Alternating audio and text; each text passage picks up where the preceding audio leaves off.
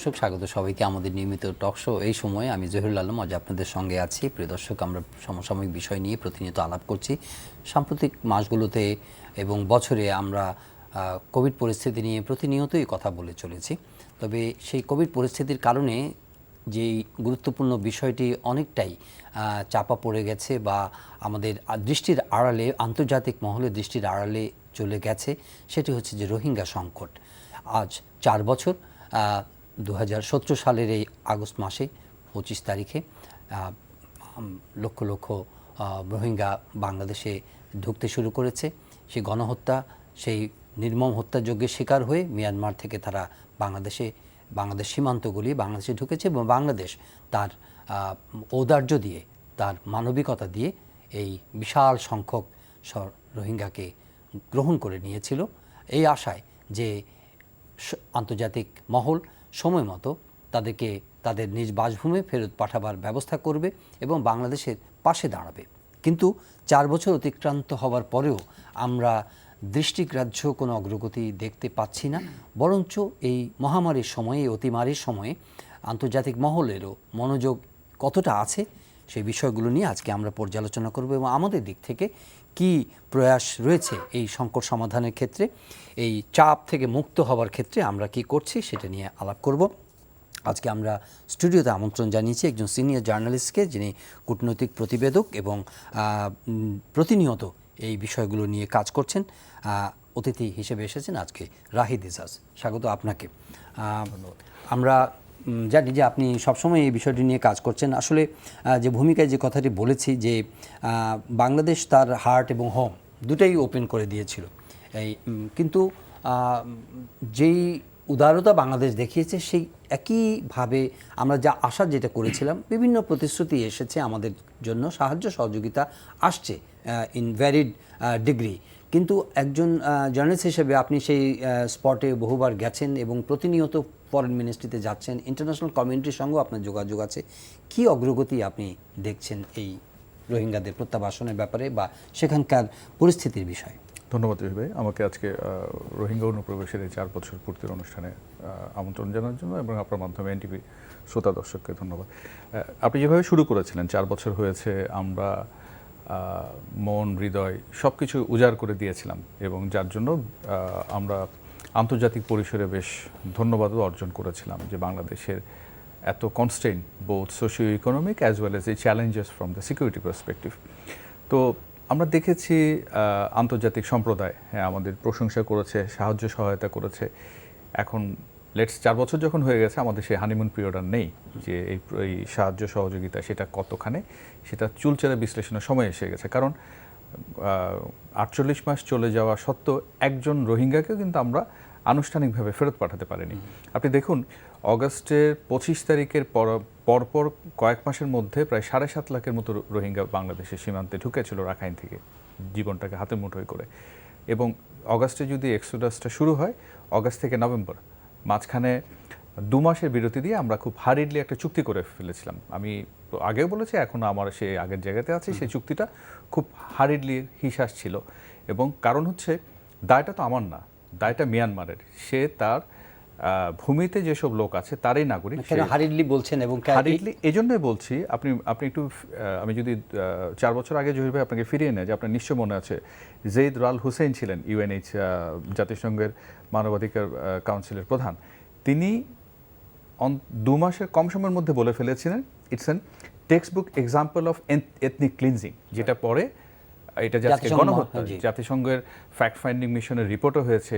ইতিমধ্যে আমরা আইসিজিতে, হেগের আদালতে ওয়াইসির হয়ে গাম্বিয়ার সেই জেনোসাইডের কেস ফাইল হয়ে গেছে। আমরা এ মাসে দেখেছি আর্জেন্টাইন সুপ্রিম কোর্টে সিভিল সোসাইটি যে মামলাটা দায়ের করেছে পিটিশন, সেটার জন্য হিয়ারিংও হয়েছে। আইসিসির একটা রোম স্ট্যাটিউট অনুযায়ী এই pushed away from the Rohingyas from the Myanmar, এটা নিয়ে আইসিসি চার্জ জুরিসডিকশনের প্র্যাকটিস করছে। তো মোরললেস এটা যে জেনোসাইড, ইভেন কি আপনার মনে আছে স্টেট ডিপার্টমেন্ট 2 বছর আগে একটা রিপোর্ট করেছিল, রিপোর্টের টার্মিনোলজি নিয়ে তাদের মধ্যে ইন্টারফাইট ছিল, there is a serious tussle whether they should refer it genocide or not. তো এখন হারিডলি এই জন্যই বলবো, আমরা দেখছিলাম যে less than 3 months international pressure এত বেড়ে যাচ্ছিল, আমরা আজকে বিশ্ব পরিমণ্ডলের অন্যতম প্রধান শক্তি চীনকে দেখলাম খুব আপনার কি বলবো দৃষ্টিকটুভাবে সে এখানে নাক গলাতে শুরু করেছে। চীনের জায়গা থেকে খুব অবভিয়াস সে চাচ্ছিল না রোহিঙ্গা ইস্যুকে ধরে পশ্চিমা বিশেষ করে যুক্তরাষ্ট্র এবং তার মিত্ররা এই অঞ্চলে বঙ্গোপসাগরের আশপাশে এসে আপনার অবস্থান করুক, এখানে তাদের একটা খুব জোরালো শক্তিশালী অবস্থান হয়ে যাক। তো বারবার চায়না পুশ করেছে, কারণ আমরা 23শে নভেম্বর যখন চুক্তি করি, খেয়াল করেন ডিসেম্বরের 5 তারিখ, প্রায় 12 বছর পরে ইউনাইটেড নেশন হিউম্যান রাইটস কাউন্সিলে রোহিঙ্গা ইস্যুতে একটা আলোচনা হচ্ছে। আমি এই জন্য বলছি আমাদের আরও হাতে 2-4 মাস আমরা সময় নিতে পারতাম, তাহলে আজকে যে চুক্তিটা হয়েছে সেই চুক্তি নিয়েও কিন্তু প্রচুর প্রশ্ন আছে যে ট্যানজিবল সলিউশন কতটা হবে। আপনি নিশ্চয়ই আমার চেয়ে, যেহেতু গণমাধ্যমে আগে কাজ শুরু করেছেন, ওই পর্বটা আপনাকে নিশ্চয়ই কভার করেছেন। 80 এবং 90 দশকে রোহিঙ্গারা এসেছিল, ফিরে গেছিল, এবং এই যে আসা যাওয়া, এই আসা যাওয়া কিন্তু নতুন নয়। কিন্তু হ্যাঁ, এই 2017 সালের 25শে আগস্টের ডাইমেনশনটা একটু ডিফারেন্ট। তো এই জন্য আমি বলবো যে আন্তর্জাতিক সম্প্রদায় আমাদের জহির ভাই কোন জায়গাতে সাহায্য করছে মানবিক সহায়তার ক্ষেত্রে। গত 4 বছর জিআরপির নামে 2017তে আলাদা করে 3 মাসের জন্য ওই ভাঙা মাসগুলোতে হয়েছিল, আর 18, 19, 20, 21 হয়েছে। এবং এটা নিয়ে অনেকে প্রশ্ন করেন যে কমে যাচ্ছে। ওয়েল, পৃথিবীর যে কোনো জায়গায় এরকম এক্সোডাস যখন হয়, ফোর্সিবলি ডিসপ্লেস হয়, ইন্টারন্যাশনাল কমিউনিটি আস্তে আস্তে টাকাটা কমিয়ে দেয়, সেটাই খুব স্বাভাবিক। এবং এখানে আমি এটাকে খুব অস্বাভাবিক দেখি না, এবং এখন পর্যন্ত যে প্রতিশ্রুতি করে সেই প্রতিশ্রুতিটা তারা দেয়। আমার প্রশ্ন হচ্ছে এই সমস্যার মূল এবং একমাত্র সমাধান মিয়ানমারে, রাখাইনে, এবং সেই সমস্যার সমাধান হচ্ছে রাজনৈতিক একটি এই রোহিঙ্গারা অবধারিতভাবে মিয়ানমারের নাগরিক, তাদের সেখানে ফিরে যেতে হবে, তাদের নাগরিকত্ব দিতে হবে, তাদের নিরাপত্তা দিতে হবে, এবং জীবন এবং জীবিকার নিশ্চয়তা দিতে হবে। এটা ইউএনএ আমাদের অনারেবল প্রাইম মিনিস্টার এই ফর্মুলা দিয়েছেন, যেটা সেপ্টেম্বর 2017-তে করেছিল। এখন কথা হচ্ছে আমরা কি দেখেছি 2018 নভেম্বরে একবার এবং 2019 অগাস্টে একবার ডেট ঠিক করলো। প্রথমটা হয়েছিল বায়োল্যাটারালে, আর সেকেন্ডটা যেটা হলাম, আমরা জানি যে চীনের কথাটা একটু আগে বলছি, এখানে আমার পজিশনটা খুব শুরুতে বুঝতে পারছেন, একটু ক্রিটিক্যালি চীনের কথাটা আসছি। সে ট্রাইপার্টির যে মেকানিজম শুরু করলো আপনার সেপ্টেম্বর 2018-তে, তারই ধারাবাহিকতায় 22শে অগস্ট 2019-এর শেষ ডেটটা হয়েছিল। তো সেখানে কিন্তু এই যে বারবার ডেট হচ্ছে, এই ডেটগুলোর সময় আমরা কিন্তু রোহিঙ্গাদের ফেরত পাঠাতে চাচ্ছি, উদ্যোগ নিচ্ছি, কিন্তু এই যে উদ্যোগগুলো নেওয়ার সময় কি আমরা প্যারালালি ভাবছি যে রাখাইনে কি সেই পরিবেশ হয়েছে যা রোহিঙ্গাদের তাদের পূর্বপুরুষের ভিটেমাটিতে ফিরে যেতে উৎসাহিত করে, অনুপ্রেরণা দেয়? কারণ 2012-তে যে সেক্টরিয়ান ভায়োলেন্সটা হয়েছিল 2012 জুন মাসে, আমরা জানি যেগুলোকে কলুকালি বলা হয় ঘেট্টো, অর্থাৎ অনেকটা ক্যাম্পের মতো করে করে এক জায়গা থেকে নিয়ে তাদের আরেক জায়গায় সরিয়ে নেওয়া হয়েছে। আজকে 10 বছরের মাথায় এসে সেই ঘেট্টোগুলো আছে। আপনি বলছেন যে এটা হারিলি করা হয়েছে বাংলাদেশ এবং মিয়ানমারের মধ্যে একটা বায়োল্যাটারাল চুক্তি, সেখানে চীনের একটা প্রচ্ছন্ন প্রভাব বা অংশগ্রহণ সেখানে ছিল, কিন্তু আমরা এই বিষয়গুলো মানে প্রপারলি কি অ্যাসেস করিনি সেই চুক্তি স্বাক্ষরের সময়? ধন্যবাদ জহির ভাই, আমি আপনার কাছে এই প্রশ্নটা চাচ্ছিলাম। হ্যাঁ, আমার তো ওইটাই যে অবাক করার ব্যাপার হচ্ছে আমি কি খুব চিন্তা ভাবনা করে এক্সারসাইজ করে চুক্তিটা করতে গেছি কিনা। কারণ আমরা জানি চুক্তি যখন হচ্ছিল বাংলাদেশের মধ্যে কিন্তু নানান রকম মত ছিল, সেখানে ছাড় দেওয়া না দেওয়া, যেটা নিয়ে আমি নিজেও একাধিক স্টোরি করেছি। এখন কথা হচ্ছে, দেখুন, আমি যদি মানচিত্রের দিকে তাকাই, মিয়ানমারের যে অবস্থান, বঙ্গোপসাগর, চীন, ভারত, বাংলাদেশ, এভাবে যদি আমি পুরো জিনিসটাকে ম্যাপে দেখে, এবং একটু আগে যুক্তরাষ্ট্র এবং তার মিত্রদের কথা বলছি, এখানে তো খুব স্বাভাবিকভাবেই যখন মিয়ানমারের সামরিক শাসন ছিল এবং সামরিক শাসনের শেষে অং সান সুচি নির্বাচন করে ক্ষমতায় এলেন, তাই জিওপলিটিক্যাল স্টেকটা তো অ্যাক্সেস তো শুরু হয়ে গেল ওয়েস্টের। তো সে জায়গায় এই রকম যখন এমবার্গো উঠে যাচ্ছে, ওবামা একের পর এক এমবার্গো তুলে ফেলছিলেন, তো এই জায়গাতে আমার মনে হয়েছে কি যে আমাদের পুরো জিনিসের গ্র্যাভিটিটা আত্মস্থ করার ক্ষেত্রে একটু কিছু ঘাটতি ছিল। যেমন শাহাবের নাম খান আলাপ করছিলাম যে 4 বছর পরেও কোনো ট্যানজিবল, কোনো দৃশ্যমান কোনো অগ্রগতি যে নেই, সেটা আমরা সবাই জানি, দেশের মানুষ সবাই জানে। এটা একটা আনবিয়ারেবল একটা প্রেশার, একটা বার্ডেন আমাদের উপরে, এবং আমরা চেয়েছিলাম যে আন্তর্জাতিক গোষ্ঠী আমাদের সাপোর্ট করবে। আমরা বিভিন্ন ফর্মুলা নিয়ে কাজ করেছি, চুক্তি করেছি, অনেক জনাব রাহিদ বলছেন যে খুব তড়িঘড়ি করেছে, চুক্তি করেছি, এবং সেই চুক্তিটার কোনো কার্যকারিতা আমরা দেখিনি। এবং অন্যান্য যে পার্টিজ ইনভলভ আছে, জাতিসংঘ শুরু করে যার মেজর পাওয়ার্স আছে, তাদের যা করার কথা ছিল সেটাও তারা করতে পারেনি, এবং এটা এখনও ঝুলে আছে, এবং কতদিনের জন্য ঝুলে থাকবে সেটাও আমরা জানি না। এই অবস্থায় আপনি 4 বছর পরে আপনার প্রথম কথা হলো যে আমার রিফ্লেকশনটা হলো যে ট্যানজিবলি খুব বেশি কিছু হয়নি। তবে বাংলাদেশের দু তিনটা অ্যাচিভমেন্ট এটা আমার স্বীকার করতেই হবে, যে ইন্টারন্যাশনাল কোর্টে নেওয়া প্লাস মাল্টিল্যাটারাল লেভেলে এটাকে নিয়ে যাওয়া। এইখানে সবচেয়ে বড় দুর্বলতাটা হলো ইন্টারন্যাশনাল কমিউনিটির। প্রথম কথা হলো যে লিপ সার্ভিসের জায়গাটা এখনও আগের মতোই আছে, এবং যেটা গ্লোবাল মোমেন্টাম রোহিঙ্গাদেরকে নিয়ে, সেটাও কিন্তু এখন কমে যাচ্ছে। কারণ আপনি দেখেন গ্লোবাল রাইজ অফ আল্ট্রান্যাশনাল পলিটিক্স এটাও আসতেছে। আমরা দেখতে পাচ্ছি যে প্রোটেকশনিজম বাড়ছে, এবং আফগানিস্তানে আজকে যে ঘটনাটা, এতে আরও প্রোটেকশনিজম বাড়বে, এবং সেই ক্ষেত্রে হয়তো রোহিঙ্গা ইস্যুটা একটা নিয়ার টার্ম সময়ে গিয়ে কিন্তু আমরা দেখব যে এটা ব্যাক বার্নারে চলে যাবে। সেই ক্ষেত্রে হয়তো আমরা আরও হতাশার দিকেই যাব। তার সঙ্গে আবার কোভিড যুক্ত হয়েছে। অ্যাবসলিউটলি। এবং কোভিডের ক্ষেত্রে এই জিনিসটা ভুলে গেলে হবে না যে গ্লোবাল ইকোনমি রিসেশনে যাচ্ছে। সুতরাং এই যে গ্লোবাল প্লেজেসগুলি, যে ফাইন্যান্সিয়াল প্লেজেস, এবং কিছুদিন আগে সিপিডির একটা স্ট্যাটিস্টিক, একটা ইকোনমিক ফোরকাস্টও বোধহয় বেরিয়েছিল, যেখানে অলমোস্ট $1 বিলিয়ন বাংলাদেশের কাঁধে পড়ছে এটা থেকে, তাই না? তো সব কিছু মিলিয়ে কিন্তু সিচুয়েশন খুব বেশি যে ভালো সেটাও বলা যাচ্ছে না। তবে ওয়েস্টের এইখানে আরেকটু প্রোঅ্যাক্টিভ হওয়া দরকার আছে। এই জায়গাতে একটু মনে রাখা দরকার জাহির ভাই, যে চায়না মার্কিন যুক্তরাষ্ট্রের যত বেশি টাসেল বাড়তে থাকবে, তত বেশি প্রেশারটা মায়ানমার বাংলাদেশের উপরেই পড়বে। কারণ মায়ানমারকে কেন্দ্র করে চায়নার একটা বলয় তৈরি হবে, তালেবান আফগানিস্তানকে কেন্দ্র করে তৈরি হবে, মার্কিন যুক্তরাষ্ট্রের আবার এই দিকে আরেক রকমের জিও পলিটিক্স। সুতরাং আমরা আসলে কতটুকু এই জায়গা থেকে লাভবান হব, সেটা পুরোটাই ডিপেন্ড করে আসলে আমরা কতটুকু এই এই পুরো ক্যাভিয়েটটাতে আমাদের political, diplomatic, military power exercise করব তার উপরে। জি, জন রাহিদ, political, diplomatic and military power, আমরা জানি যে প্রত্যেকটা ক্ষেত্রে আমাদের কতটুকু সামর্থ্য বা কতটুকু এনগেজমেন্ট আছে। আপনি রেগুলার ফরেন অফিসে যাচ্ছেন এবং আমাদের কর্তৃপক্ষের সঙ্গে কথা হয় আপনার প্রতিনিয়ত। ওই পার্সপেক্টিভ থেকে আপনি কি ইনফরমেশন অথবা নলেজ পাচ্ছেন ওদের কাছ থেকে? ওয়েল, দেখুন, যেটা বলছিলাম 4 বছরে, সে তো শুরুতেই আমরা দুজন যেটা বলছিলাম যে এখন তো খুব ক্রিটিক্যালি অ্যাসেস করার সময় চলে এসছে। বাংলাদেশ যতটা করলো সেভাবে রেসপন্সিভ আপনার যে আচরণটা হওয়া উচিত, বলে be it West, be it ASEAN, China, big powers কতটা করলো করেনি সেটা বলছি। আমরা যখন আমি ওয়েস্টের কথা বলি, ফর এক্সাম্পল, আমরা এই যে চেঞ্জিং জিও পলিটিক্যাল অর্ডারের কথা সবাই বলছেন, সেটা আফগানিস্তান, কোভিড, আল্ট্রান্যাশনালিজম, প্রোটেকশনিজম, এবং কোভিড পুরো ওয়ার্ল্ডটাকে ওলটপালট করে দিয়েছে, এবং এটা ইভলভ করবে। আমি তো প্রায় বলি যে ক্লাইমেট চেঞ্জের চাইতে আগামী 5-7 বছরে বড় টুল হবে জিও পলিটিক্যাল ওয়ারে কোভিডটা এবং পাবলিক হেলথ। এটার সাথে নতুন ফেনোমেনা যোগ হয়েছে আফগানিস্তান এবং যে তালিবান। আমি এই জায়গায় স্কেপটিক, অনেকে বলছেন new phase of Taliban, this and that. It's too early, too immature, it's evolve over the next few months. এটা কারণ সিআইএ যখন আমরা ওই প্রসঙ্গে এখন যাচ্ছি না, আমরা এই যে চেঞ্জগুলো হলো, আমি আফগানিস্তানটা এই জন্য আসছি। আমি যদি খুব ব্রডার কনটেক্সটে দেখি, মিয়ানমারে 25শে অগস্টের আগে যে বলা হচ্ছে আমাদের পলিসি থটটা কি, এই জায়গাতে বলছি, তাহলে দেখেন একদিকে কোভিড আছে, একদিকে আফগানিস্তান ইমার্জ করেছে, জিও পলিটিক্যাল শিফট দেখছি আমরা। তাহলে এখানে শুধু হিউম্যানিটেরিয়ান, শুধু ডিপ্লোম্যাটিক ম্যানুভার দিয়ে চলবে না, আরও এঙ্গেজমেন্টের দরকার আছে। আর মিলিটারি বা আমি মাইটের কথা যদি বলি, আমরা বরাবরই শান্তিকামী একটা দেশ, সেটা আমরা 25শে অগস্টের ওই এপিসোডেও করিনি। আপনার নিশ্চয় মনে আছে, যখন গ্রাম পুড়িয়ে দেওয়া হচ্ছিল, হেলিকপ্টার অ্যাম্বুশ করে অ্যাটাক করা হচ্ছিল, মাস রেপ হচ্ছিল, ইট ইজ সর্ট অফ আপনাকে কিন্তু এক ধরনের উস্কানি দেওয়া হচ্ছিল, তখনও কিন্তু আমরা সংযত ছিলাম। এবং আমি মনে করি সেই জায়গাতে আমাদের বেশ ভেবে সিদ্ধান্ত নেওয়া আছে। বাংলাদেশ এখনও আলোচনার টেবিলে সমস্যাটা সমাধান করতে চায়। এখন সংকটটা হচ্ছে ওই জায়গাতে যে বাংলাদেশ কি করছে। প্লাস আরেকটা জিনিস আমরা বিবেচনায় নিতে হবে, মিয়ানমারে মিলিটারি টেক ওভারের পরে পুরো ডিনামিক্সটা চেঞ্জ হয়ে গেছে।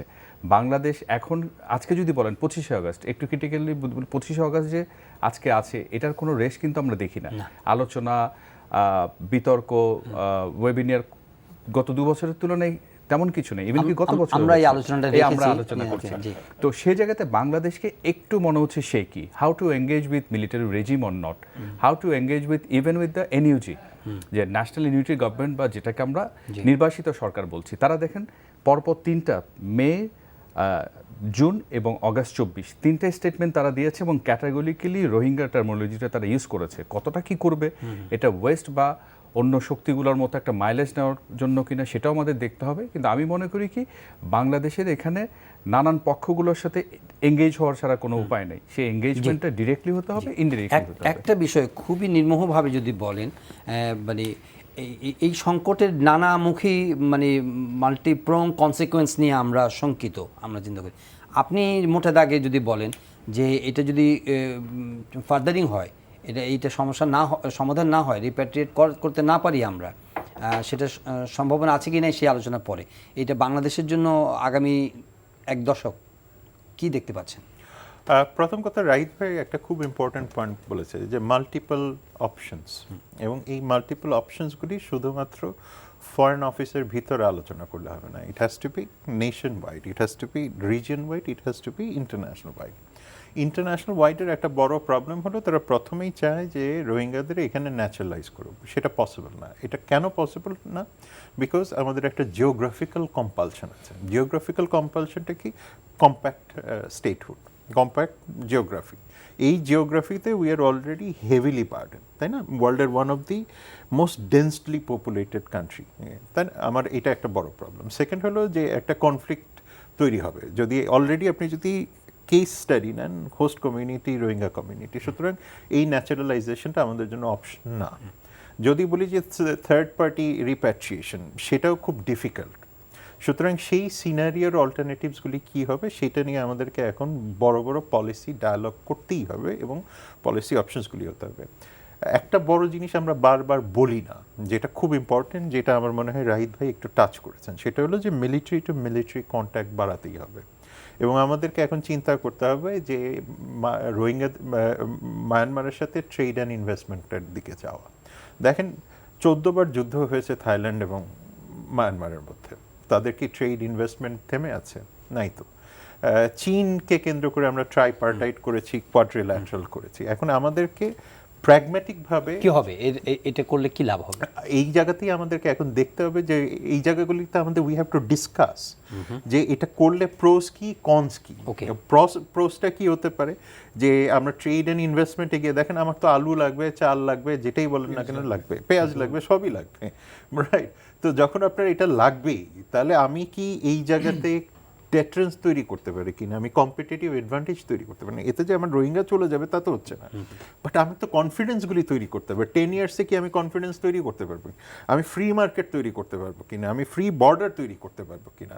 আমার তো প্রথম জিনিসটা তৈরি করতে হবে কনফিডেন্স, যে আমি বর্ডারটা রিমুভ করতে পারি কিনা, যে আমার রোহিঙ্গা ওখানে যাওয়ার মতো পরিবেশ আমি তৈরি করতে পারি কিনা। তুমি না নাও, অন্তত পাস সিস্টেম তো করতে পারো, যেটা আপনার চায়নার সাথে তো তার আছে।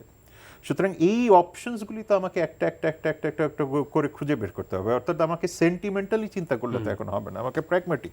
আপনি যখন আপনি ভাষাঞ্চরে নিয়ে এসছেন, একটা অপশন তো আপনি বের করেছেন, সুতরাং আমাকে এই জায়গাতে দেখতে হবে। I have to sit with China, চায়নার মডেলগুলি কি আছে, বর্ডার লিয়াজন মডেলগুলি থাইল্যান্ডের সাথে কি আছে। সো এই জায়গাগুলিতে দেখতে হবে। কারণ শুধুমাত্র ওয়েস্টার্ন ওয়ার্ল্ড ব্যাংক কিছুদিন আগে এসে বললো যে তাদেরকে ন্যাচারালাইজ করো, কিছুদিন পরে আরেকজন এসে বলবে না, সেখানে তারা এক্স্যাক্টলি আবার না, সেটাই নরমালি তো 2 বছর আগে জাপান বলেছে এই যে একটার পর আপনার অ্যাডহক চিন্তা আসে, আমাদের অ্যাডহক রেসপন্সেস হয়, সেগুলি বাদ। সুতরাং সিনারিও এ কি, সিনারিও বি। রাইট ভাই একটা ভেরি ইম্পর্টেন্ট পয়েন্ট বলেছে যে আজকে কয়টা ওয়েবিনার হচ্ছে, কি টক শোজ হচ্ছে, রাইট?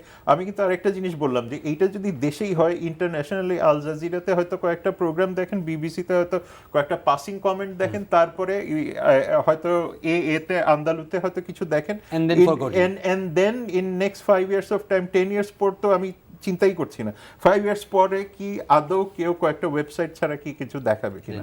সুতরাং আমি যদি বলি যে আমাদের যে রেসপেক্টিভ মিনিস্ট্রিজগুলি আছে, তারাই বা কতটুকু প্রোঅ্যাক্টিভলি গ্লোবাল মিডিয়াতে জিনিসটাকে সার্ভাইভ করিয়ে রাখছে। মাঠের জার্নালিস্ট হিসেবে আমি জানতে চাচ্ছি, বিকজ আপনার কাছে অনেক ইনফরমেশন আছে, ইয়েতে শাহাব ভাই যেটা বললেন যে এটাকে প্র্যাগমেটিক ওয়েতে আমাদেরকে ভাবতে হবে, তাই না? And how to keep the crisis alive, যাতে করে এটা আড়ালে না চলে যায়, আলোচনার বাইরে চলে না যায়, তাই না? তো সেইটা করতে গিয়ে আমাদের ভাবনাটা কি, আমরা মানে কতটা সিরিয়াসলি, যেমন ওই মিনিস্ট্রিজগুলোর কথা বললো বা ফরেন মিনিস্ট্রির কথা বললো, যে তারা এই বিষয়টাকে যে মানে চালু রাখা অথবা প্র্যাগমেটিক যে অপশনসগুলো আছে সেগুলো নিয়ে কোনো, যদিও এটা একটু ডেট্রিমেন্টাল এখনই আমরা চিন্তা করা, অনেকেই বলছেন যে ভাষাঞ্চলে নিয়ে যাওয়া মনে হচ্ছে কনসিড করা, যে লং টার্ম মানে তাদের স্টে ব্যাক করার জন্য একটা ওপেনিং তৈরি করা, এবং বাংলাদেশ সরকার এটাকে মেনে নিচ্ছে যে না, এরা সহসায় যাচ্ছে না, এই সিগন্যালটা দেওয়াটা অনেকে বলছেন যে ইটস নট মানে গুড সাইন। আপনি কি তথ্য না পাচ্ছেন? এখন আপনি বলছেন না ভাই যেটা বলছে ওটা টেনে নিয়ে বলি যে আমি একটু আগে যেটা বললাম মাল্টিপল অপশন নিয়ে ভাবতে হবে আমাকে, এবং সেটা আমি সবসময় মনে করি এই সমস্যার একটা শান্তিপূর্ণ সমাধান হওয়া দরকার। আমি তো মিলিটারি মাইন্ডের দিকে এখনই আমি মনে করি যে আমাদের সেটা খুব চিন্তা ভাবনা, কারণ এটার ফলটা কি সেটা ভাবার বিষয় আছে। ভাষান্তরের বিষয়টা যেটা বললেন যেভাবে পৃথিবীতে এর আগেও কিন্তু রিলোকেশন হয়েছে। কারেক্ট। তো এখন আমি যদি খুব লজিক্যালি তাদের কাছে প্রশ্ন করতে চাই, তাদের বলে ওয়েস্টার্ন এবং রাইটসের কথা যারা বলছে, একটা সভারেন স্টেট তার বার্ডেনটা কমানোর জন্য না, ওদের পার্সপেক্টিভ ভিন্ন। হ্যাঁ, ওরা বলছে যে ওদেরকে এত দূরে নিয়ে যাওয়া হচ্ছে। এই জায়গাতেই বলি, এই যে আমরা এটা করছি এবং এই রাষ্ট্রের এই যে কাজটা করলাম, আপনার মনে আছে সেই 4th of ডিসেম্বর যখন তাদের রিলোকেট করে আগের দিন করা একটা স্টেটমেন্ট দিল দিস অ্যান্ড দ্যাট, এটা সেটা হবে। এখন সাহস করে কিন্তু বাংলাদেশ এটা করে ফেলেছিল। হ্যাঁ, এখন কি হবে আপনি যেটা বলছেন, হ্যাঁ সিগন্যালটা এমন দেওয়া যে লং টার্ম থেকে যাবে সেই সিগন্যাল দেওয়া ইত্যাদি ইত্যাদি। ওয়েল, আমাদের তো অনেকগুলো অপশন নিয়ে ভাবতে হবে। আজকে কক্সবাজারের ওইটুকু জায়গাতে 11 থেকে 12 লাখ রোহিঙ্গাকে আশ্রয় দেওয়া সম্ভব কিনা, নাম্বার 1। নাম্বার 2 হচ্ছে আমি যে তাদের ডেমোগ্রাফির প্যাটার্ন দেখি, সেই ডেমোগ্রাফি কিন্তু ভয়াবহ।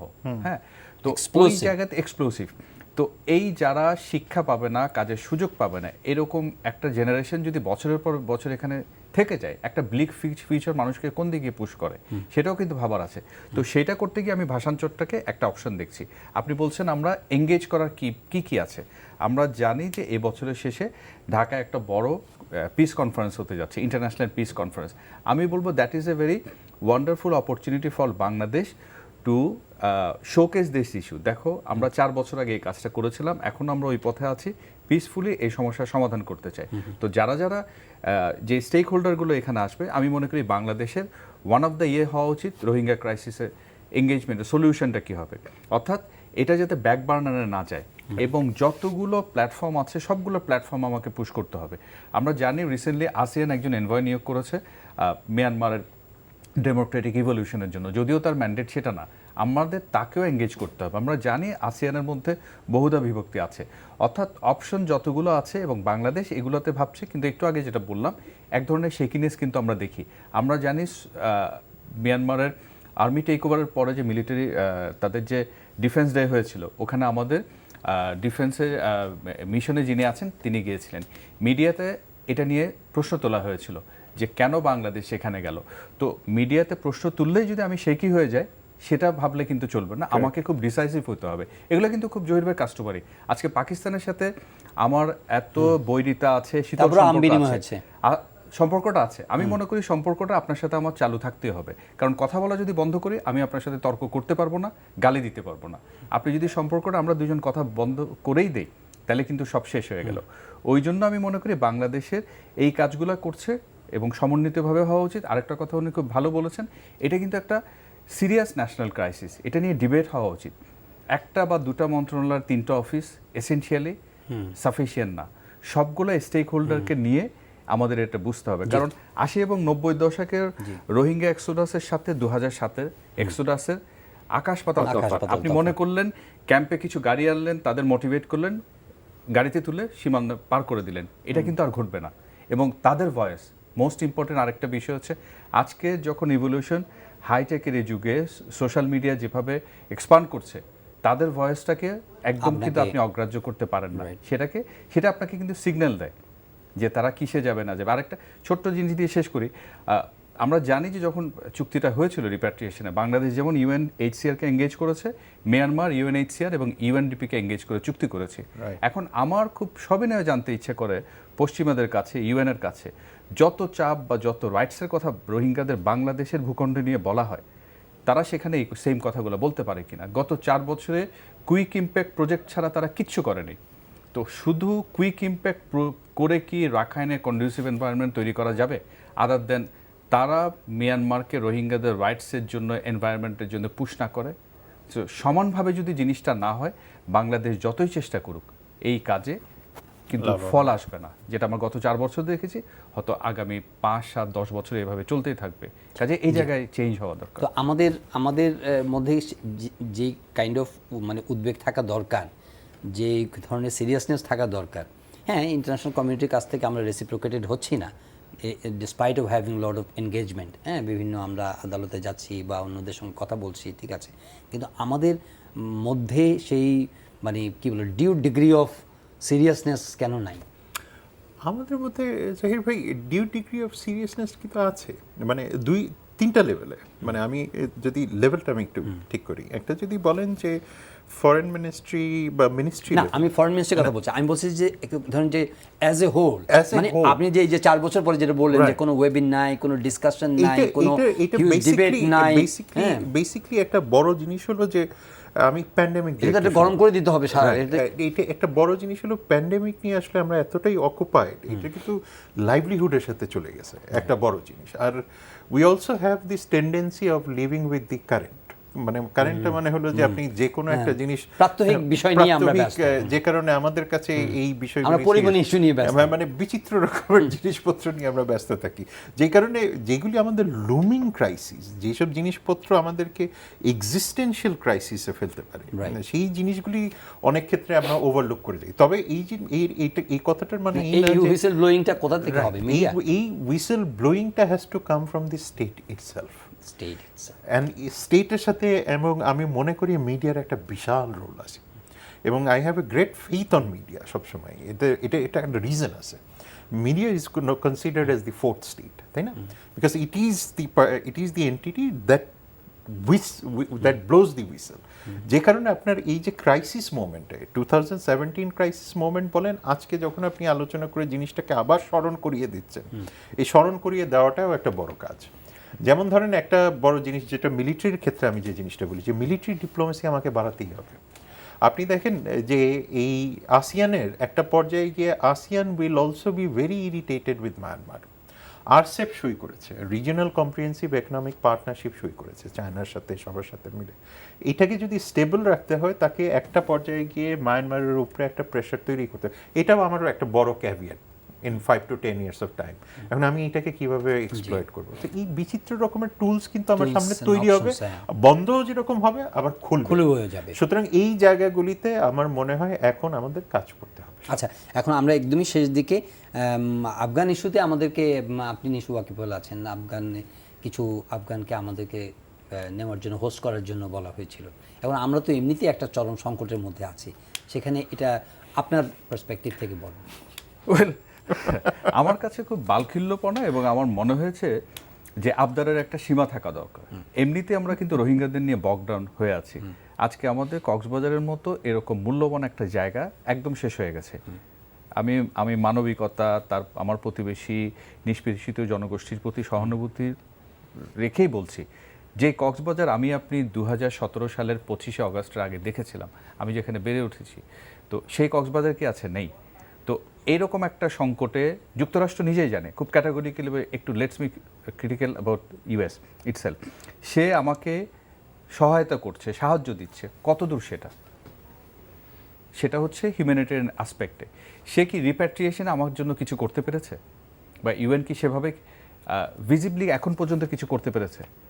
ওয়ারেস একটু আগে যাবি, যেটা আপনি বলছেন যে কোথায় করতে হবে, শাহাব ভাই যেটা বললেন, স্টেটকে অ্যাক্ট করতে হবে। আর ডিপ্লোম্যাটিক্যালি তো আগামী দিনে আমাদের তালেবানদের সঙ্গে তো এনগেজড হতে হবে। হ্যাঁ, তো তখন আমরা যদি যারা আমি তো তার কাছ থেকে বিচ্ছিন্ন থাকতে পারবো না। আমরা এদেরকে হোস্ট করা মানে কি আমাদের আফগানিস্তান থেকে ইনকামিং গভর্নমেন্টের সঙ্গে আমাদের দূরত্ব তৈরি হবে। কত লোক আসবে, সেই লোকগুলোকে আমরা রাখবো কোথায়?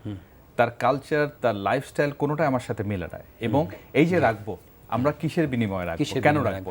এবং আমি মনে করি তারা টাকা দিবে, আমরা হোটেলে রাখবো, এটা সম্ভব না। আউটরাইটলি রিজেক্ট করাকে আমি মনে করি একটা সাহসের কাজ। যেমন আমরা বললো একটু আগে যেটা কথা হচ্ছিল ওয়ার্ল্ড ব্যাংকের যে বিষয়টা, দেখুন বিরতির মাঝখানে বলছিলাম জাপান খুব একটা ডেলিগেশন এসে 2 বছর আগে বলছিল তোমরা এই টাকাটাও নিয়ে রেখে দাও। তো যে সাহসিকতা আমি মনে করি ওয়ার্ল্ড ব্যাংকের ওই রিফিউজি পলিসি পেপার নিয়ে বাংলাদেশ দেখিয়েছে, সেটা পররাষ্ট্র মন্ত্রণালয় সরকারের অংশ। এইভাবে বাকি কাজগুলো আমার মনে হয় সাহসিকতার সঙ্গে দেখা দরকার। আমি তাই মনে করি এই তালেবান রিকোয়েস্ট যেটা, মানে অর্থাৎ আফগান রেফিউজি বাংলাদেশে রাখা, বা এইটা মানে সম্পূর্ণভাবেই অবাস্তব একটা রিকোয়েস্ট। এই কারণে অবাস্তব যে এটা শুধুমাত্র যে রোহিঙ্গা আমরা রাখছি বা এটা না, এইটার জিওপলিটিক্যাল ফ্যাক্টরটা কি, জিও স্ট্র্যাটেজিক ফ্যাক্টরটা কি, আর এটার ট্রান্সপারেন্ট একটা রিজনেবল ট্রান্সপারেন্ট প্রপোজালও তো থাকতে হবে। যেমন আজকে একজন প্রশ্ন করছিল যে এই যারা যাচ্ছেন মানে আফগানিস্তান থেকে যারা আমেরিকাতেই যাচ্ছেন বা ম্যাসেডোনিয়াতেই যাচ্ছেন বা আলবেনিয়াতেই যাচ্ছেন, যেখানেই যান, ফ্রান্সে যাদেরকে নিয়ে যাওয়া হচ্ছে, ফ্রান্স সরকার বা ইটালিয়ান সরকার বা যারাই নিয়ে যাচ্ছেন, তারা আসলে সেইখানে কি হিসেবে যাচ্ছেন? তারা কি রেফিউজি হিসেবে যাচ্ছেন, টেম্পোরারি পারমিটে যাচ্ছেন? সেটাও কিন্তু কেউ জানে না। অর্থাৎ আপনি প্লেনে করে তুলে নিয়ে তাদেরকে একটা পারমিট দিয়ে নিয়ে যাচ্ছেন, ওখানে যাওয়ার পরে তারা কি করবে? Status টা কি? আপনি সেইটাই যখন জানেন না, তখন ওরা যখন বাংলাদেশে আসবে, আসার পরে আপনি যেমন একটা ডুইন্ডলিং সিচুয়েশনে আছেন। রোহিঙ্গাদের একসময় আমরা বলছি মানে FNDM or something like that, foreign forcefully, একদিকে আমরা রোহিঙ্গা বলছি, বিচিত্র রকমের একটা হজবরল সিচুয়েশন সব জায়গায়। সুতরাং এই লোকগুলিকে আসলে ট্রান্সপারেন্টলি আপনি কি করতে চাচ্ছেন বাংলাদেশে এনে, সেটাও তো আপনি বলেননি। যে আচ্ছা নিয়ে আসছি একটা, আপনি চিঠিপত্র লিখে বললেন যে তাদেরকে তোমরা রাখো, তাদেরকে একটা রোড ম্যাপ তো আপনি দিয়ে একদিন সকালবেলা এসে অ্যাডক বেসিসে উড়োজাহাজে করে একটা C-130-তে করে নিয়ে এসে এই যে আনলাম এটা সেটা ঠিক আছে, মানে একটা পাস দিয়ে এটা, বাট এর পরেরটা কি হবে সেটাও তো আমার জানতে হবে। সো সুতরাং আমার মনে হয় যে ফরেন এই ইস্যুতে আমরা আলাপ করলাম ফ্যান্টাস্টিক। জাস্ট ইন 30 সেকেন্ড যে আমরা next engagement with the incoming government in Afghanistan. Pragmatic. As time goes, as the situation, if the Taliban are delivering, if they're sticking to their promises, then Bangladesh should decide what to do. হ্যাঁ, আমি তো একদম খুব practical, এখানে pragmatic হওয়া ছাড়া সুযোগ নাই। এখানে কোনো আমার ইমোশনের সুযোগ নেই, আমার দেখতে হবে ন্যাশনাল ইন্টারেস্ট দেখতে হবে। এবং তার সাথে আমরা জানি যে গত 20 বছর আমরা শুধু ব্র্যাক জানতাম, মাইক্রো ক্রেডিটে জানতাম। এই যে দেখুন আফগান ওয়্যারলেস বলে আফগানিস্তানের সবচেয়ে বড় টেলিকম কোম্পানি, সেটা ব্যাকবোন তৈরি করা বাংলাদেশি ইঞ্জিনিয়ারদের দিয়ে, এবং আফগানিস্তানে লটস অফ পিপল ছিল। এবং ইন্টারেস্টিং, একটু আগে ওই যে relocation of Afghan people who are the supporter of the US Australia, তো এই জায়গাতে আমার তো কাজ করার সুযোগ আছে, তো সেই সুযোগ আরো এনগেজ হওয়া। নিশ্চয়ই। ধন্যবাদ জনাব রাহিদ দিজাজ, ধন্যবাদ অধ্যাপক শাহাব এনাম খান, আপনাদের দুজনকে। প্রিয় দর্শক, আজকের অনুষ্ঠান আমি এখানে শেষ করছি। আশা করছি যে আগামী দিনগুলোতে আমরা আরও বড় ধরনের আলোচনার মাধ্যমে, চিন্তাভাবনার মাধ্যমে আমরা এই সংকটকে বিশ্ববাসীর কাছে জারি রাখতে পারবো, এবং এটা সমাধানের জন্য আমাদের যতটা সম্ভব আমাদের কণ্ঠস্বর আরও উঁচু করব, যাতে করে আগামী দিনগুলোতে যে সংকটের কথা বলা হচ্ছে, যে ঝুঁকির কথা বলা হচ্ছে, যে হুমকির কথা বলা হচ্ছে, সেগুলো আমরা কোনোভাবেই ভুলে থাকা চলবে না। আমাদের অনেক চ্যালেঞ্জ রয়েছে, কিন্তু এটিও একটি অনেক অনেক বড় চ্যালেঞ্জ। সুতরাং 4 বছরের মাথায় এসে আমরা সেটি আলাপ করে আমরা বুঝবার চেষ্টা করলাম এবং বলারও চেষ্টা করলাম যে এটি আগামী দিনে বাংলাদেশের জন্য একটা বড় ধরনের বিস্ফোরণমুখ একটি সংকট ইতোমধ্যেই এবং আগামী দিনের জন্য। সুতরাং আমরা আশা করি এই ব্যাপারে সরকার এবং অন্য যারা আছেন সংশ্লিষ্টরা, তারা সজাগ থাকবেন, সচেতন থাকবেন, কার্যক্রম অব্যাহত রাখবেন, সেই আশাবাদ রেখে আজকের অনুষ্ঠান এখানে শেষ করছি। দেখা হবে আবারও পরের অনুষ্ঠানে। চাইলে আপনারা অনলাইনেও এই অনুষ্ঠানটি দেখতে পারেন। ভিজিট করুন ntvbd.com, ইউটিউব ভেরিফাইড ফেসবুক পেজে আমাদের জনপ্রিয় অনুষ্ঠান খবরের আপডেট আপনারা জেনে নিতে পারেন।